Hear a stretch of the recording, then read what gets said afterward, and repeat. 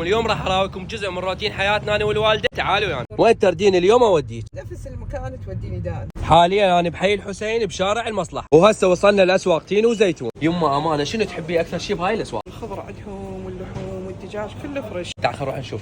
اذا تريد تجيب هديه لامك جيبي لها خضره فريش راح تموت عليه. ومنظر الفواكه هنا يفتح النفس. خواتنا الحوامل كثرا بالسفرجل. قسم الملحمه موفرين لحم غنم وعجل يوم بيومه. وهذه المزدره خاصه بالاسواق، وطريقه الذبح مالتهم اسلاميه شرعيه، قطع الاوداج الاربعه واطلاق الذبيحه. وهذا القسم خاص بالتوابل والبهارات، كل شغلهم يطحنوه بايديهم.